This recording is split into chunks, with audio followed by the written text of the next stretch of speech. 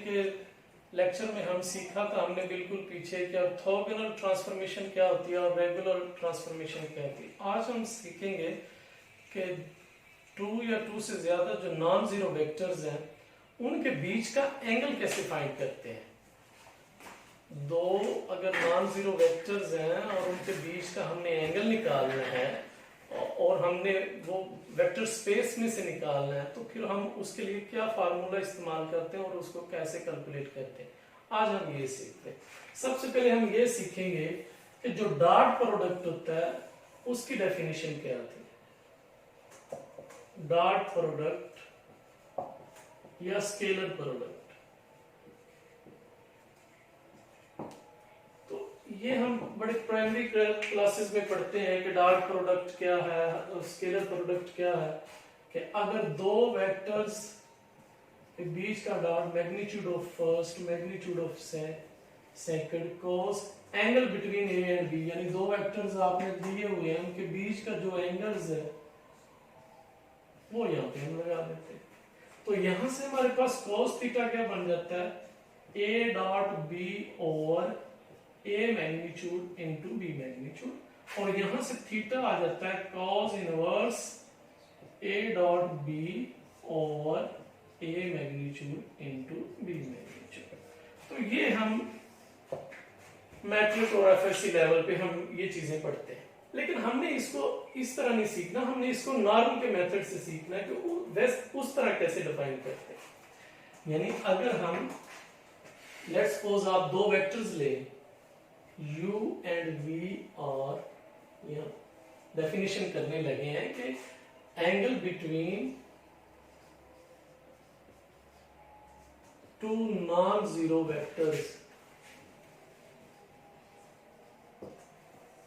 ये हम एक्चुअली हमारा टॉपिक है। तो u and v are non zero vectors, यानी ऐसे वेक्टर्स नहीं लेंगे जो वैसे जीरो के इक्वल हो, फिर उसकी मैग्नीट्यूड तो फिर वो जीरो ही निकलेगी। तो जीरो आपको पता है डिनोमिनेटर के नीचे आ गया तो वो तो अनडिफाइंड बन जाएगा, तो इसलिए जीरो वेक्टर्स आपके नहीं होने चाहिए। u and v are non zero vectors, then u dot v is equal, जहां आप मॉडल लगाते हैं वहां पे बस आपने नॉर्मल लगा देना, u norm into v norm into cos of theta.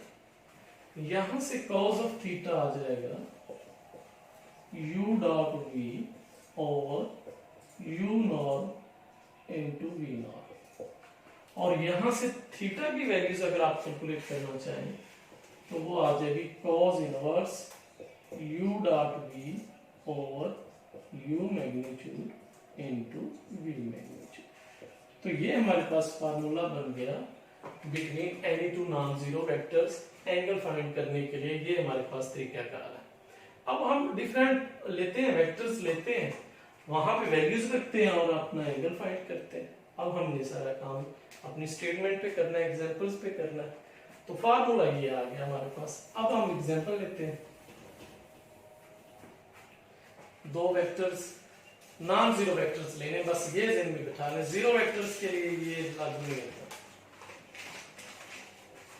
Let's suppose आपके पास दो नॉन जीरो वेक्टर्स जो हैं, एग्जांपल नंबर 1 है, हमारे पास उसकी स्टेटमेंट ये है कि अगर u वेक्टर है आपके पास 2 1 -2 और v वेक्टर्स जो है वो है 1 1 1, तो आपने एंगल फाइंड करना है इन दोनों के बीच का, यानी u डॉट v का वो सारा फार्मूला लगा के हमें इनके बीच का एंगल चाहिए। ये एंगल है between u and v vectors, ये हमें चाहिए। तो सबसे पहले आपने कहना है कि बाय डेफिनेशन आप ये पर इस्तेमाल करेंगे, या तो सारी इसी तरह प्रूफ कर लें या आप डायरेक्ट इस्तेमाल कर लें। Theta is equal to cos inverse u dot v over u norm into v norm. तो ये इस तरह आप लिख लें। फार्मूला लिखने के बाद आप उसको नाम रख लें। अब हमने इनके बीच में डॉट फाइंड करना है और फिर हमने उनकी नॉर्म फाइंड करनी है। तो u डॉट v u की जगह पे आप लगाएंगे 2 1 -2 डॉट, और v की जगह पे लगाएंगे 1 1 1। आपको पता है डॉट में फर्स्ट को फर्स्ट के साथ मल्टीप्लाई कर देते हैं, 2 into 1 2 हो जाएगा। आप 1 को 1 के साथ मल्टीप्लाई करें 1 आ जाएगा, -2 को 1 के साथ मल्टीप्लाई करें -2, answer is 1। u dot v is equal to 1। and what about norm of u? and norm of u is equal to, जिस तरह मैग्नीट्यूड निकालते हैं वैसे 2 square plus 1 square plus -2 square, तो ये हमारे पास बन जाएगा 9 square root, 9 square root is equal to 3। And for V norm के लिए हम उसी पैटर्न से 1 स्क्वायर और स्क्वायर रूट, ये 3 स्क्वायर रूट आ जाए। अब इन सब की वैल्यूज को आप इस फार्मूले में पुट कर लें, वही आपका आंसर आ जाएगा। चलिए ये फार्मूला हमारे पास पड़ा हुआ, cos inverse u dot v, u dot v is equal to 1, norm of u is equal to 3, norm of v is equal to 3 square root. अब वो आप कैलकुलेटर से करेंगे 1/3 cos इनवर्स 1/3 3 स्क्वायर रूट, वो almost कुछ 78 degree यहां तक आ जाएगा। तो आप ये इसको कैलकुलेटर से मजीद कर सकते हैं। तो ये हमारे पास एग्जांपल्स हैं कि हमने इस तरह से angles between two non zero vectors कैसे लेंगे। कुछ और एग्जांपल्स देखते हैं इसी तरह।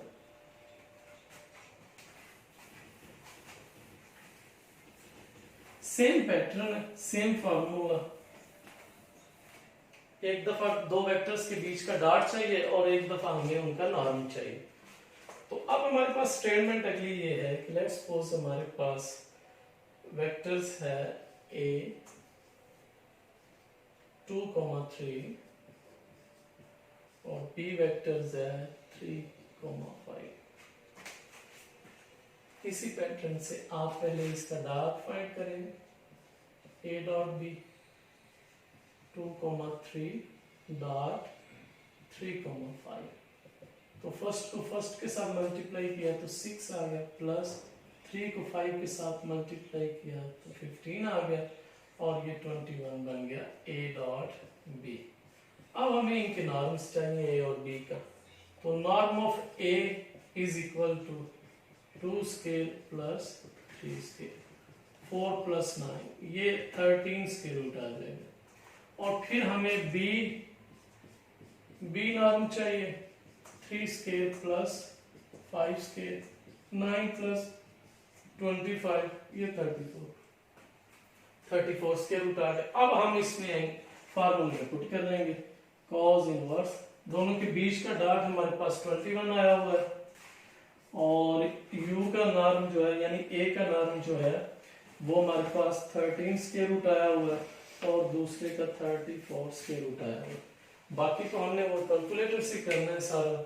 आप cos इनवर्स निकाल लें, जो आपका वो एंगल निकलेगा वो हम वहां पे लिख देंगे। इसी तरह मजीद एग्जांपल्स हैं।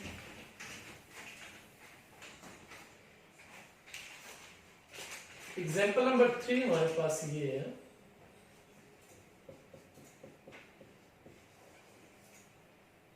कि u is equal to -2, 5 and b is equal to 4, 3।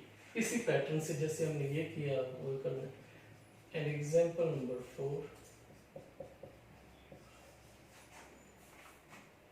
u is equal to 3 - 4, 5 and b is equal to 2, 7 -3। तो इनके बीच का भी एंगल हमने इसी तरह ही कैलकुलेट करना है जिस तरह हमने पहले किए हैं। तो अगर आप इनके बीच का डॉट निकालते हैं एग्जांपल नंबर 4 में, तो हमारे पास 3 × 2 6 आ जाएगा, -4 × 7 28 और -15। तो ये हमारे पास बन जाएगा वो जितना भी आया है यहाँ पे।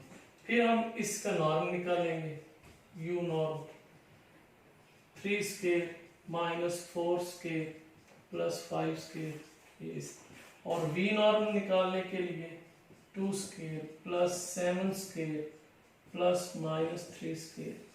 तो जब इनकी वैल्यूज आ गई यू वी नॉर्म की और यू डॉट वी की, वो वैल्यूज आपने फार्मूले में इस तरह लगा के अपना एंगल जो है वो कैलकुलेट कर लेगा।